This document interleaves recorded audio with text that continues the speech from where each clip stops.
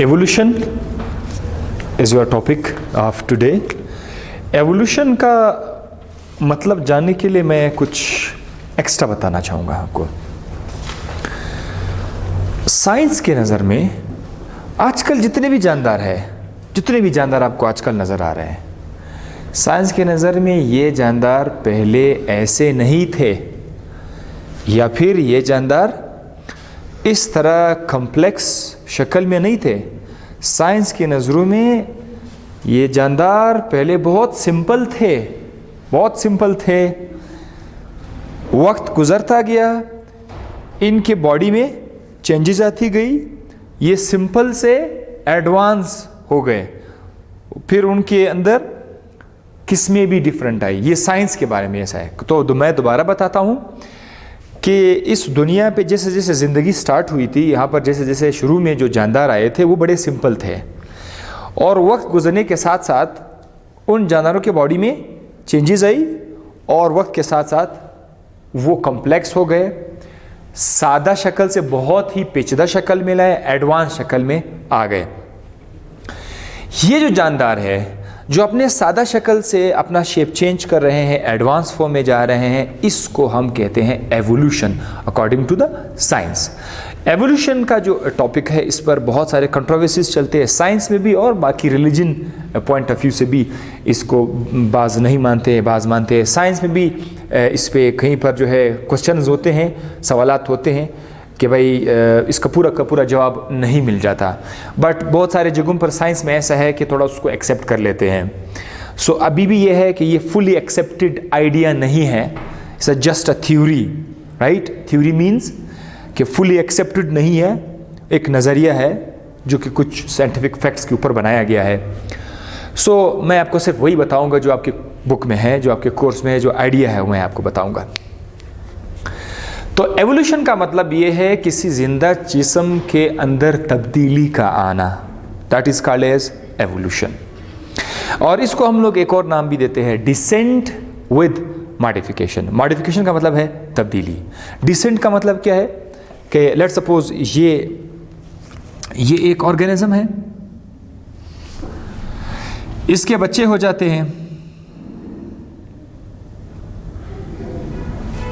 बिल्कुल उसमें से एक की शेप थोड़ी सी चेंज हो जाती है, फिर इसके बच्चे हो जाते हैं, उसका शेप थोड़ा सा और चेंज हो जाता है, फिर उसके बच्चे हो जाते हैं, उसका शेप इस तरह से चेंज हो जाता है। तो ये जो बच्चे आ रहे हैं इसको क्या बोलते हैं? डिसेंड्स। इसको क्या बोलते हैं? डिसेंडेंट्स या डिसेंड्स। जितने भी बच्चे हैं इन सब को आप डिसेंडेंट कहते हैं। तो अगर देखा जाए तो एक बच्चा जो है अपने पेरेंट्स से थोड़ा सा डिफरेंट है, फिर वो उससे थोड़ा सा डिफरेंट है, और ये से भी डिफरेंट है। ये जो मॉडिफिकेशंस आ रही है, तब्दीली जो आ रही है डिसेंड्स के अंदर, that is called as the evolution. और एवोल्यूशन का एक डेफिनेशन मैंने लिखा हुआ है, ग्रेजुअल एंड कॉन्टिन्यूस।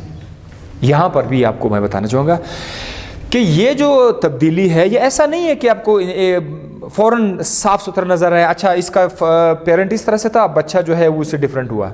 नहीं, वो कह रहे हैं कि बहुत स्मॉल डिफरेंस था इनके दरमियान, बहुत स्मॉल डिफरेंस, और वो स्मॉल डिफरेंस जो था वो रुकता नहीं था, कॉन्टीन्यूसली था। उसके बच्चों में भी वही स्मॉल डिफरेंस था, और स्मॉल डिफरेंस। ये जो तब्दीली थी इसका सिलसिला जारी रहा। सो कॉन्टीन्यूस का मतलब ये है कि शुरुआत से लेकर अब तक ये चेंजेस जानदारों के अंदर अभी भी हो रही है, लेकिन वो क्या है, बहुत ज़्यादा ग्रेजुअली, बहुत स्लोली ये हो रहे, इसीलिए फ़ौरन हमें नज़र नहीं आती।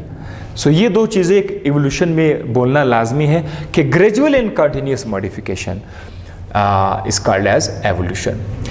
अब आ जाते हैं वेरिएशन की तरफ। वेरिएशन का मतलब ये है कि एक ही जानदार के अंदर एक जानदार दूसरे से, एक स्पीशी के अंदर एक जानदार दूसरे से मुख्तलिफ होता है। इंसान एक स्पीशी है, और इंसान के अंदर एक इंसान दूसरे इंसान से डिफरेंस शो करता है कि नहीं?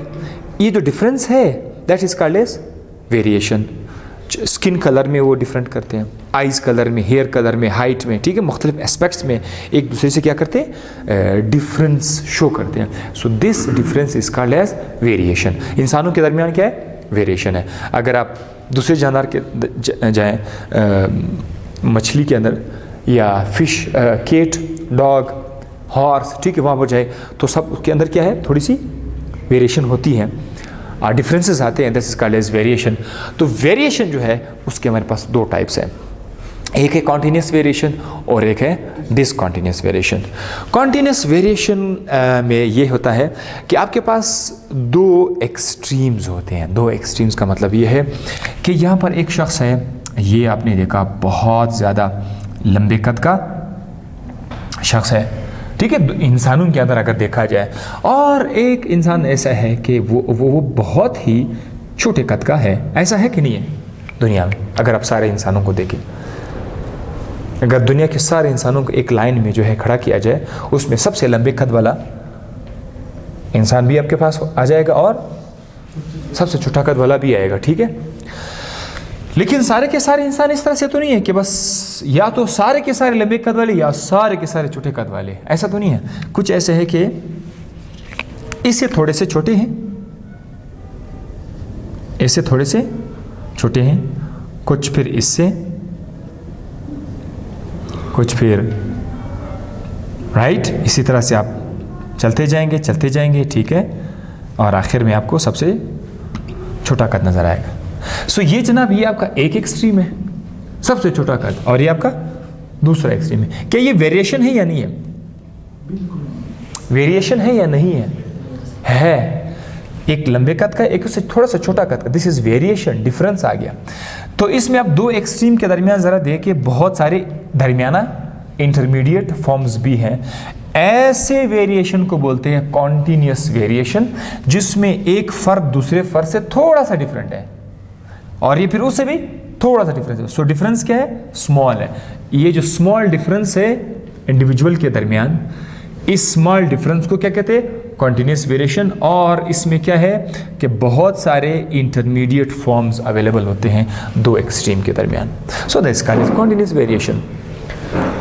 इसी तरह डिसकॉन्टीन्यूस वेरिएशन की तरफ अगर हम आ जाए, अच्छा मैं आपसे सवाल पूछूंगा, जहानत, काबिलियत, दुनिया के तमाम इंसानों को अगर एक साथ लिया जाए तो आपको दुनिया में सबसे ज़्यादा एक ऐसा इंसान मिलेगा जो बहुत ज़्यादा ज़हीन होगा, और उनमें फिर उन सब में फिर एक ऐसा भी बंदा मिलेगा जो बहुत ज़्यादा सुस्त ज़हीन के मालिक होगा।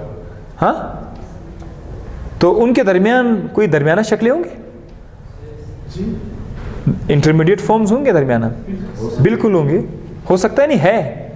सारे के सारे लोग तेज नहीं है, सारे के सारे लोग कमज़ोर ज़हन वाले भी नहीं है, दरमियान में बहुत सारे दरमियाना दिमाग वाले भी है।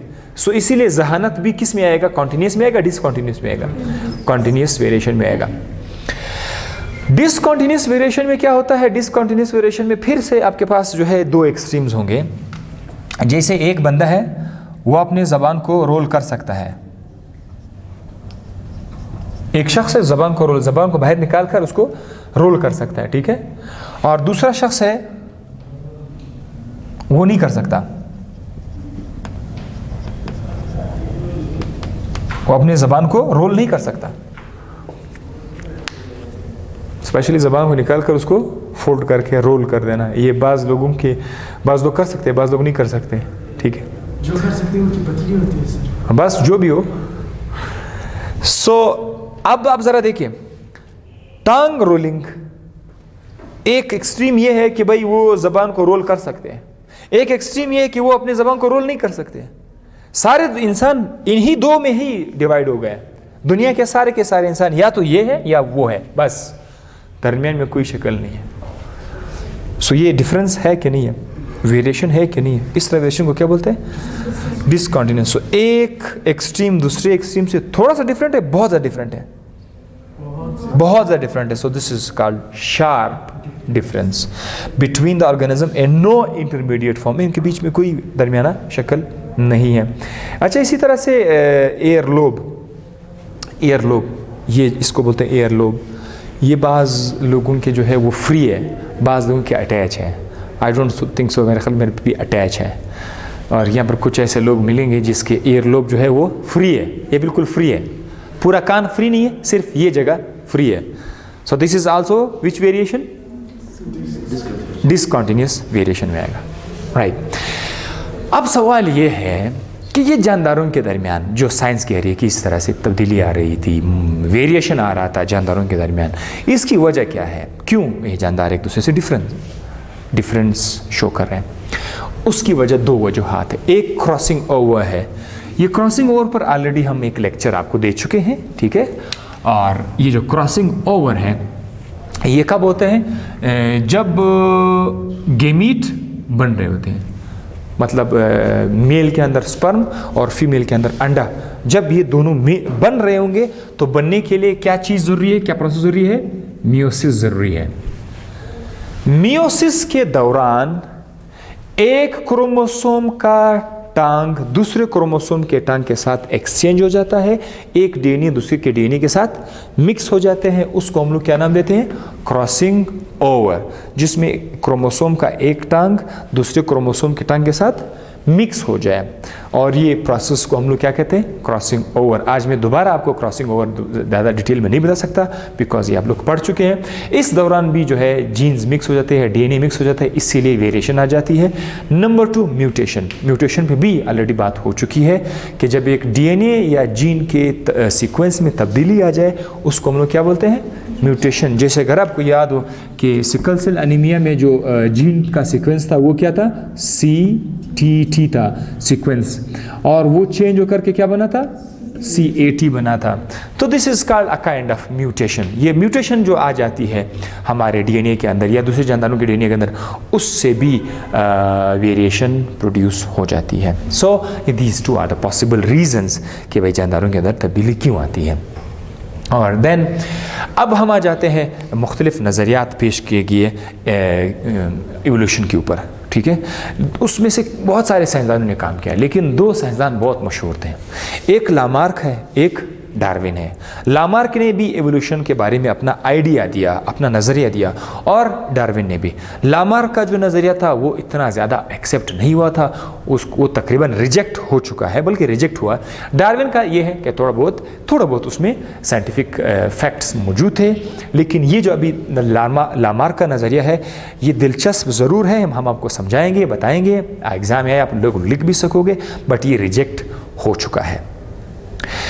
तो लामार्क का जो नज़रिया था उसमें पहले तो मैं बताऊं कि इसको आप लामार्किज्म भी बोलते हैं, जो नज़रिया उसने पेश की थी, और ये 1809 की बात है, ठीक है। इस डेट के अंदर ये नज़रिया उन्होंने बनाया था।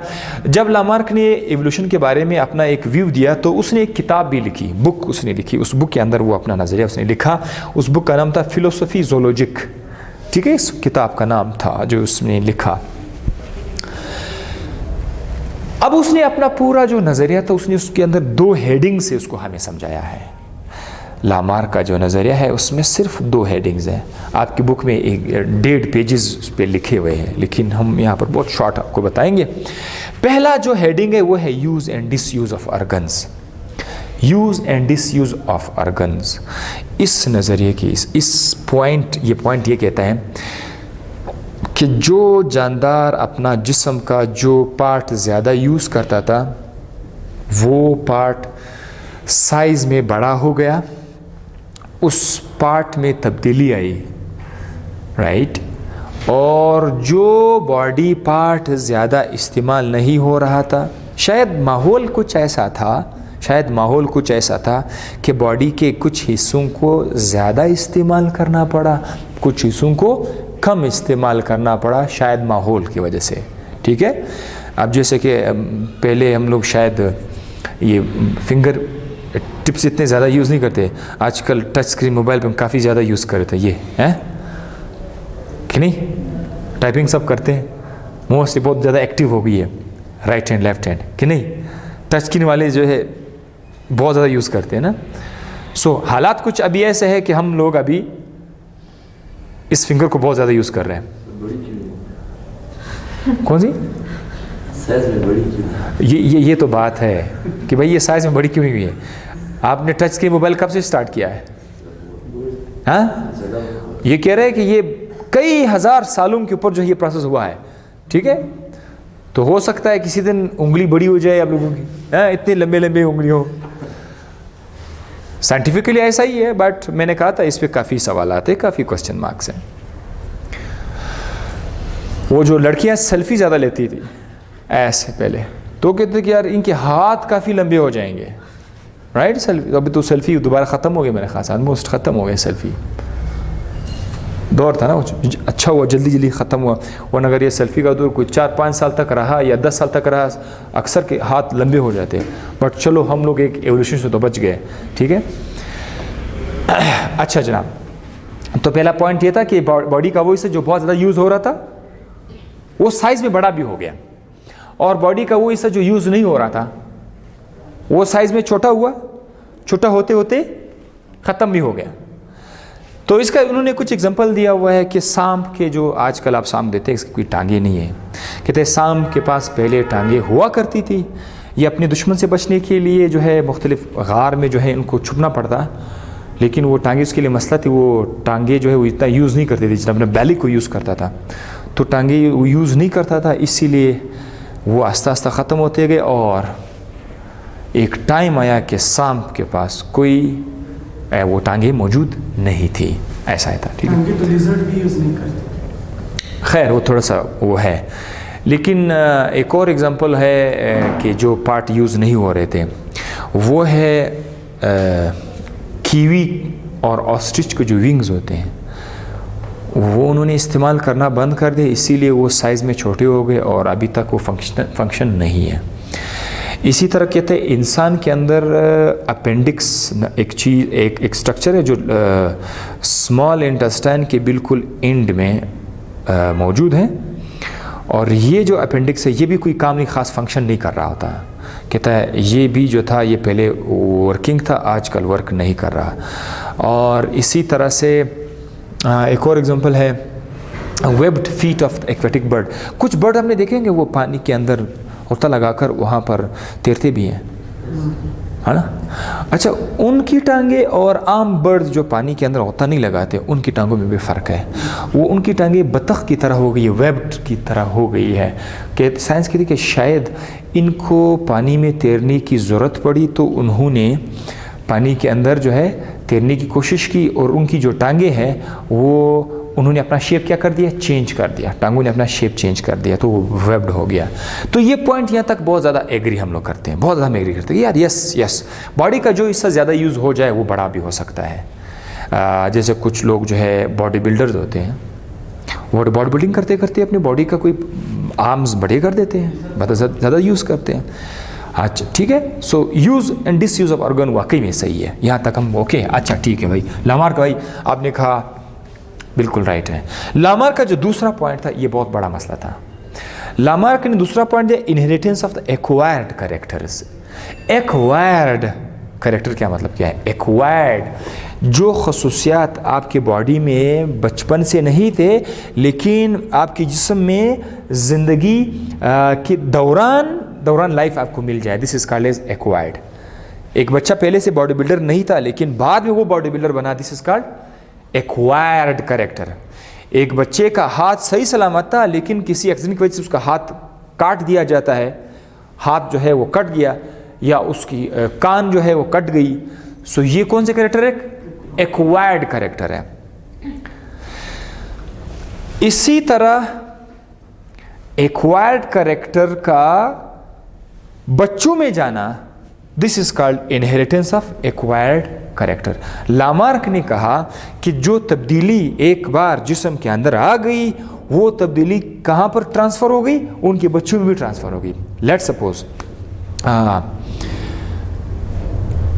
एक बंदा है, एक इंसान है और वो बहुत ज़्यादा यूज़ करता था हैंड को, मतलब कोई वर्क करता था, ठीक है, बॉडी बिल्डर था, उसकी बहुत अच्छी, काफ़ी अच्छी बॉडी बनी। अब ये जो बॉडी है ये लामार्क के मुताबिक कि ये जो बॉडी की जो खसूसियत है ये एक्वायर्ड है या नहीं है? क्यों एक्वायर्ड है? पहले से नहीं ली थी। कहते हैं कि ये खसूसियत उनके बच्चों में ट्रांसफ़र हो गई, जब से बच्चे पैदा हो गए वो भी सारे बॉडी बिल्डर थे, ऐसा कह रहे हैं।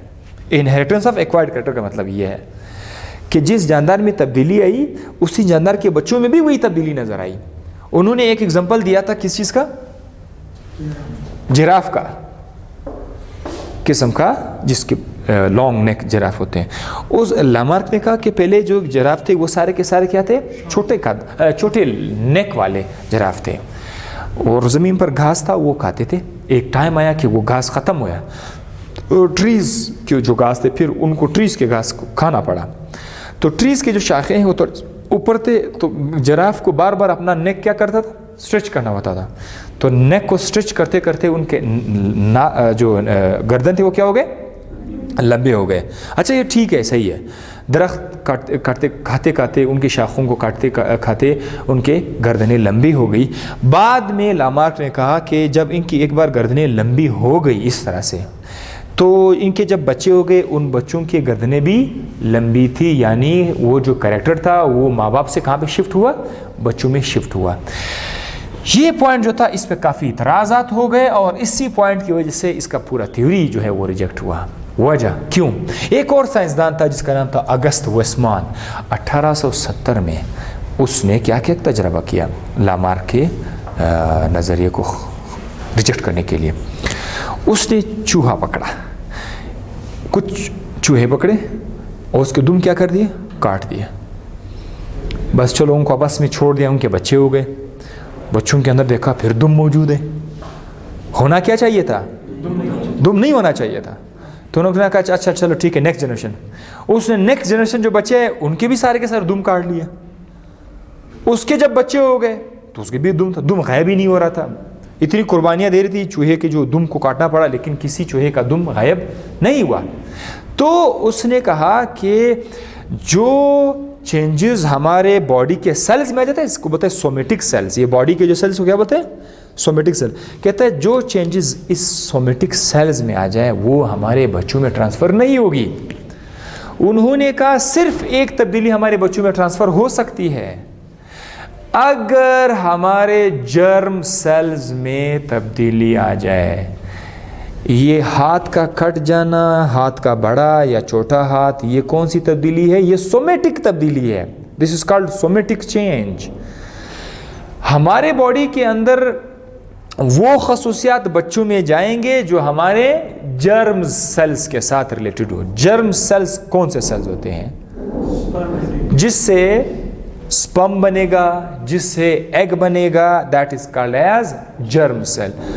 तो जर्म सेल ही बच्चों में ज़्यादा खसूसियात लेके जाएंगे, इसीलिए लामार्क का ये नज़रिया रिजेक्ट हुआ था। इसके बाद आपको मैं बताएंगे दूसरा टॉपिक, डार्विन्स, इंशाल्लाह।